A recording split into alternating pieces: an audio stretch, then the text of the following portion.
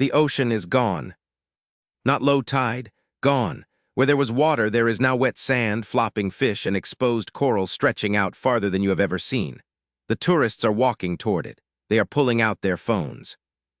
They have about 7 minutes. On December 26, 2004, a 9.1 magnitude earthquake ripped through the floor of the Indian Ocean.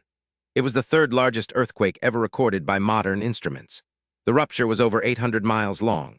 The seafloor jumped, and that jump pushed an entire column of ocean water upward with such force that it became a wall that would reach coastlines from Indonesia to Somalia and kill over 230,000 people across 14 countries. But some people survived, not by luck, not by being stronger. They survived because they knew something the people around them did not. And that knowledge gap, that single difference between understanding and not understanding what the ocean was telling them, is the difference between this video being about survival and this video being about death. The first thing you need to understand is what a tsunami actually is. It is not a big wave. Surfers ride waves. Tsunamis are nothing like waves. A normal ocean wave is driven by wind. It affects only the surface. A tsunami moves the entire water column from the seafloor to the surface all at once. When that wall of displaced water hits shallow coast, it does not curl and break like a wave. It surges. It pours inland like a liquid wall that does not stop. It carries cars, trees, buildings, and bodies. It pushes through streets.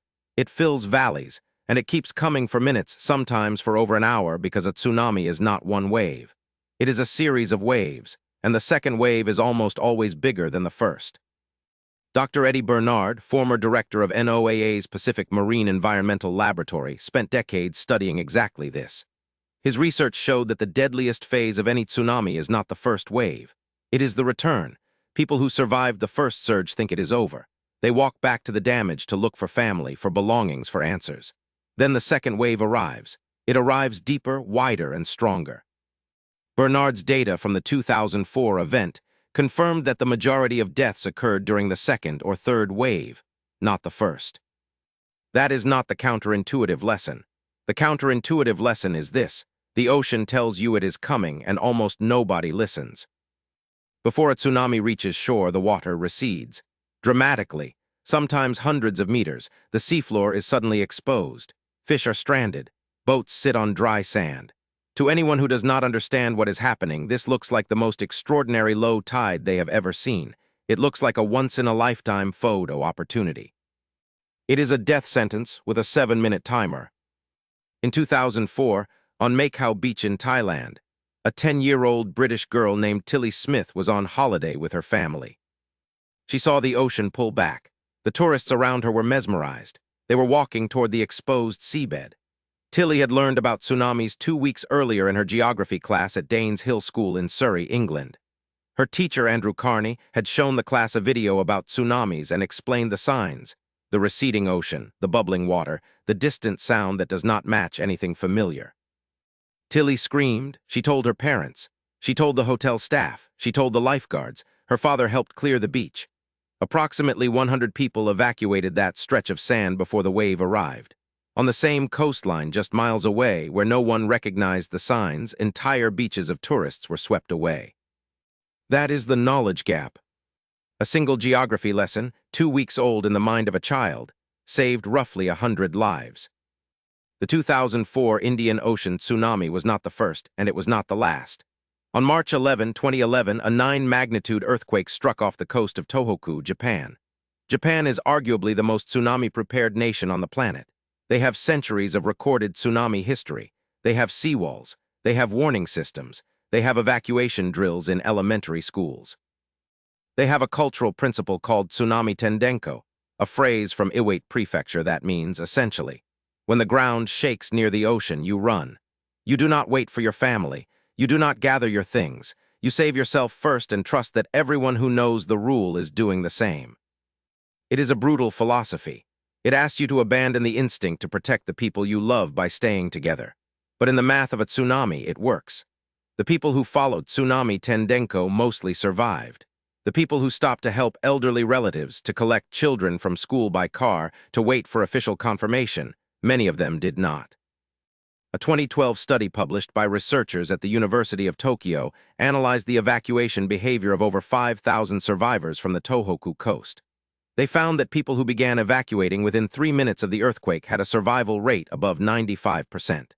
People who waited more than 15 minutes, whether for instructions, to gather family, or simply out of disbelief, faced exponentially worse odds. At 30 minutes, the survival gap became a chasm. But here is where it gets harder. Japan's seawalls were designed for the tsunamis they had already seen. The 2011 Tohoku tsunami reached heights of over 40 meters in some locations, nearly 130 feet. The seawalls were built to handle waves of 6 to 10 meters. The water went over, through, and around every defense they had. The lesson, according to Dr. Kostas Sinalakis, a tsunami researcher at the University of Southern California, is that engineered defenses can create a false sense of security. The seawall makes you believe you are safe. And when you believe you are safe, you stop paying attention to the ocean. Sinalakis' research across multiple tsunami events confirmed something uncomfortable. The communities that survived best were not always the ones with the most infrastructure.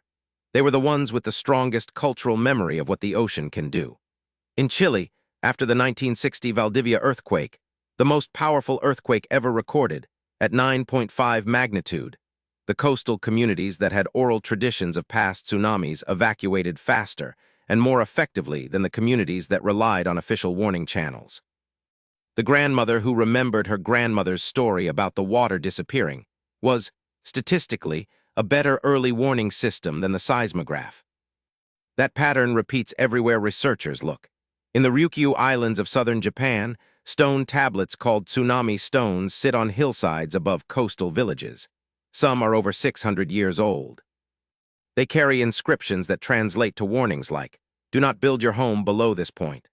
High dwellings are the peace and calm of our descendants." For centuries, the villages that obeyed the stones survived. In the modern era, some communities ignored the tablets built below the warning line because the seawalls looked sufficient, because the harbors needed to be close to the water, because the economy demanded it. In 2011, those villages paid the price the tablets had been warning about for 600 years. The physics of a tsunami are not complicated, but they are relentless. When a large earthquake displaces the seafloor vertically, it pushes the water above it, all of it, in one direction. In the deep ocean, this wave is barely detectable. It moves at speeds up to 800 kilometers per hour, the speed of a jet aircraft, and the wave height may be less than a meter. You could be floating directly above it in a boat and feel nothing. But when that wave reaches shallow water, everything changes. The water slows down. The energy does not. The wave compresses, grows taller, and surges inland. This is called wave shoaling, the same physics that makes a gentle ocean swell crash into white foam on a beach, except magnified 1,000-fold. A tsunami that was 1 meter tall in the open ocean can become a 30-meter wall when it hits a narrow bay or a sloping coastline. The 1958 Lituya Bay event in Alaska is the most extreme example ever documented. A magnitude 7.8 earthquake triggered a massive landslide, 300 million cubic meters of rock, that plunged into the narrow bay. The resulting wave reached 524 meters high. That is 1,720 feet. It stripped trees and soil from the slopes of the mountains on either side of the bay all the way down to the bare rock. A fishing boat called the Badger, operated by Howard Ulrich and his 8-year-old son, rode the wave out. They survived because Ulrich understood the danger signs the moment the earthquake hit and moved his boat to the center of the bay, where the surge energy was directed sideways rather than underneath them. You do not need to be a scientist. You need to be someone who pays attention. Here is what the research consistently tells us about surviving a tsunami. If you are near a coast and the ground shakes, do not wait. Move to high ground immediately, at least 30 meters above sea level or 2 kilometers inland. If you see the ocean pull back unnaturally, run. Do not take a photo. Do not go closer. The receding water is the ocean inhaling before it screams. If there is no high ground, go up, get to the highest floor of the strongest concrete building you can find. Do not shelter in a wooden structure. The wave will take it. Do not drive if you can avoid it. Roads near the coast clog with panic. Cars become obstacles. You are faster on foot if the high ground is within a kilometer. If you are in a boat in deep water and a tsunami warning is issued, do not return to port. Move to deeper water and wait. The wave in deep water is gentle. The wave in a harbor is a killing machine. After the 2004 disaster, the international community built what the Indian Ocean never had: a warning system. NOAA deployed a network of DART buoys, that stands for Deep Ocean Assessment and Reporting of Tsunamis, across the Indian and Pacific Oceans. These buoys sit on the seafloor and detect pressure changes from passing tsunami waves in real time, transmitting alerts to warning centers within minutes. The Indian Ocean Tsunami Warning System became operational in 2006 and now covers 28 countries. But a warning system only works if people know what to do when it goes off. The real infrastructure of survival is not made of steel and concrete. It is made of knowledge, memory, and the willingness to act before you have confirmation. Tilly Smith was 10 years old. Her teacher spent one class on tsunamis. That class saved 100 people on a beach in Thailand. You are watching this video right now. You just spent 8 minutes learning what a geography teacher in Surrey covered in one lesson. The ocean is not gone, not today, but the water knows things it took humanity centuries to learn, and now so do you.